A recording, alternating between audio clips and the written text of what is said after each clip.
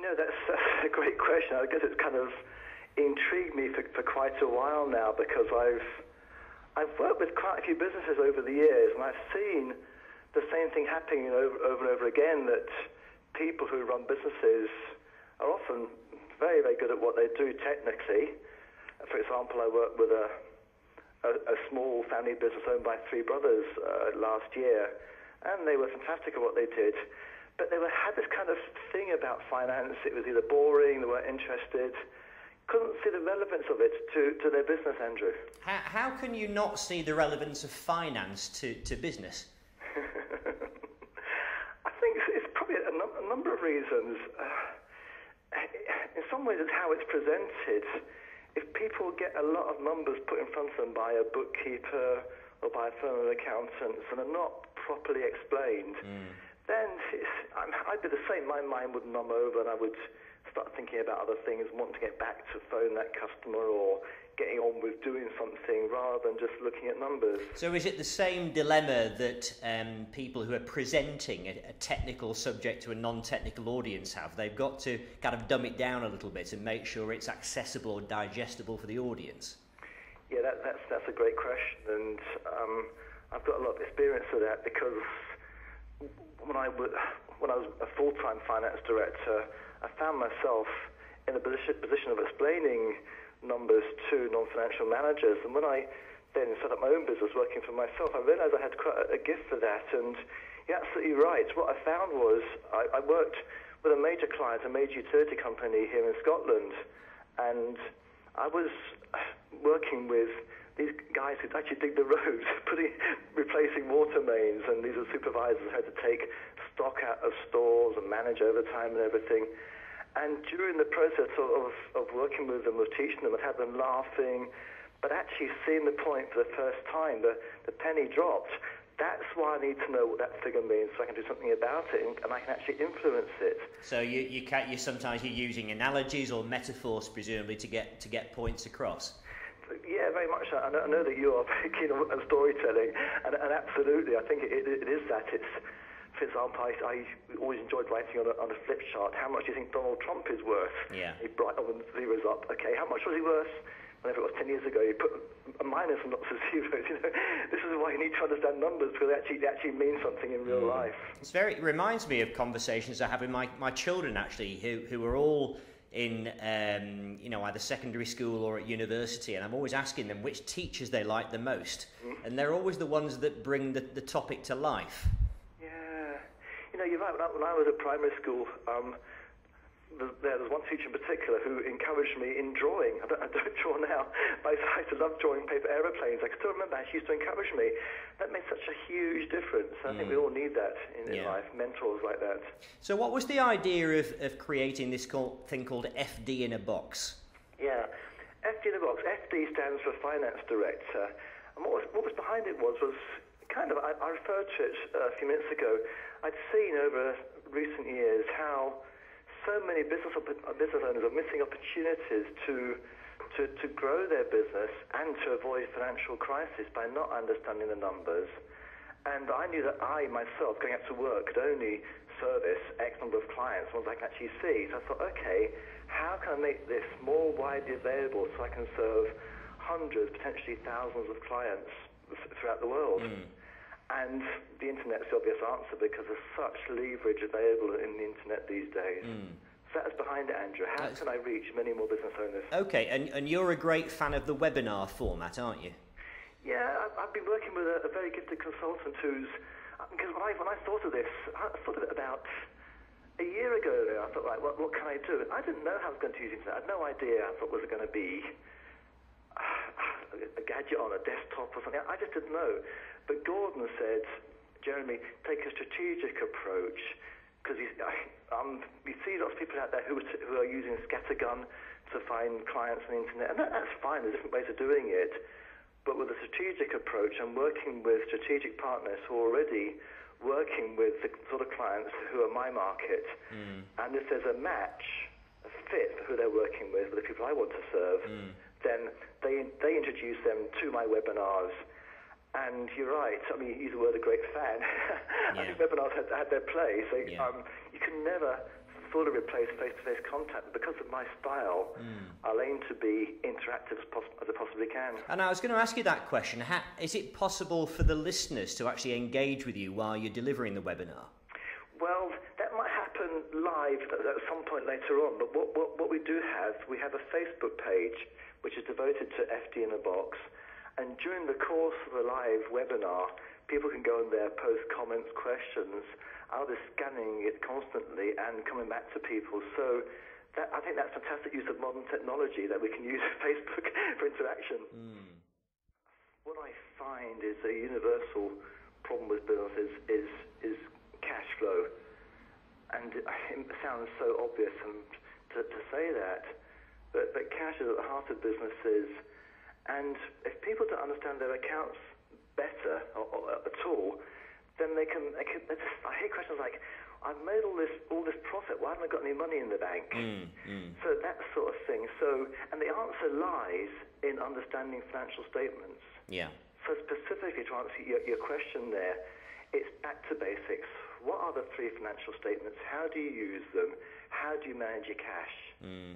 And then alongside that, from cash flow, I've had a lot of experience over the years of dealing with financial crisis and how to speak to suppliers who are on the phone, how to speak to HM Revenue and Customs. They're human beings as well, and if you're professional about it, they'll work with you. Yeah.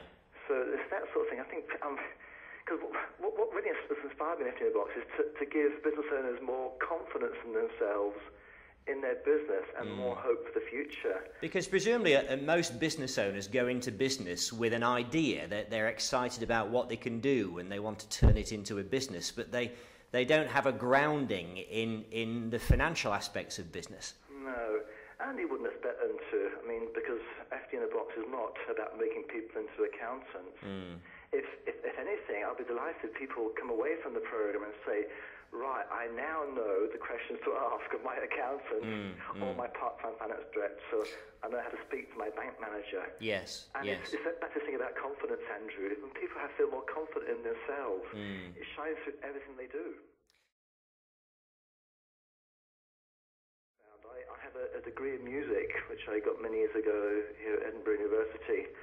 And then I got fantastic careers advice. I wasn't quite sure what to do.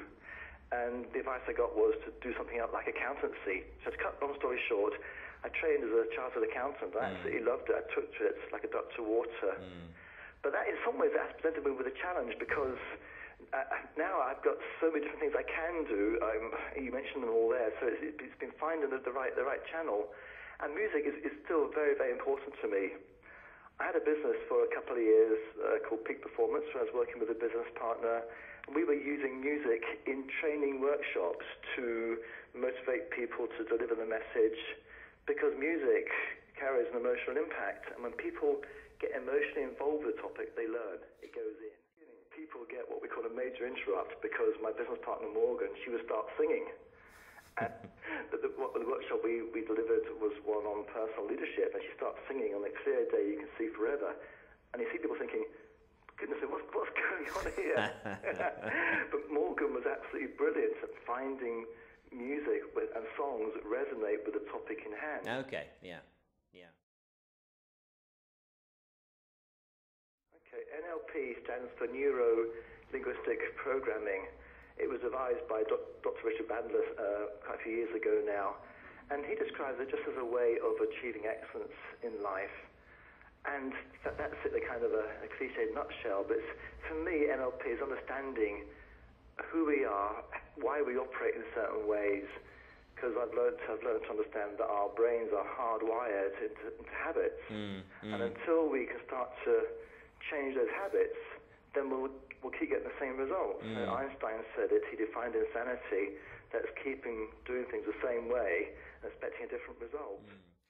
But NLP can be used to authentically build rapport with people, to understand how they're communicating in the same way, literally almost getting the same wavelength, because I've learned to understand also that we're nothing but energy going backwards and forwards.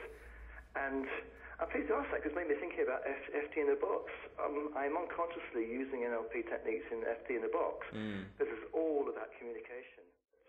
all of us can learn and grow all our lives, and a lot of the things I wrote for NLP I perhaps was doing, but I learned a lot more I wasn't doing. Now, you and I both share two things in common. We're speakers of a motivational kind, and we also have the same surname without an E. And that's why I contacted you first of all. I've got to contact Andrew. He's got the same name as my brother without an E. And for 49 years, I've had people putting an E on my surname. Yeah, likewise. So is there one thing that I didn't mean to ask you about, something fascinating on your LinkedIn profile, is the fourth sector. Tell us a little bit about that.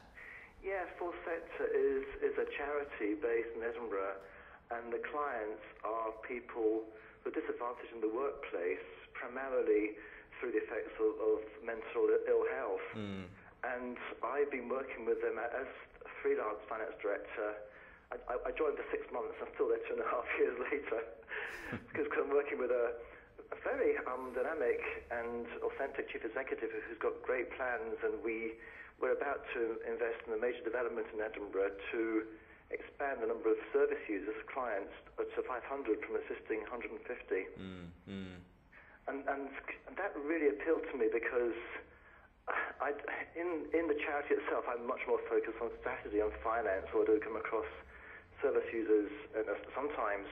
But over the past 10, 15 years, I've worked with people with learning disabilities through an organisation called Faith and Light, and it's not exactly the same client base, but they're closely related in some ways. And I find that in giving with people like that, I get so much more back from that, because around people who've had challenges in their lives, I think that they are our teachers as much as we are, and I find that immensely powerful and rewarding working with people like that.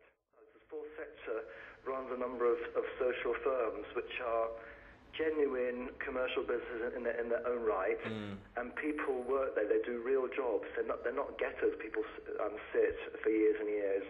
And you're absolutely right, Andrew. It's this feeling of contribution to society, feeling that they're growing, they're connecting with others, they get a sense of self-worth back. And in my past, when I've had hard times and things haven't happened, looking back now, it's those emotional needs that are not being met is extremely powerful. Yes. And it isn't just about the money, it's about there's other needs, connection with others, the contribution is instead.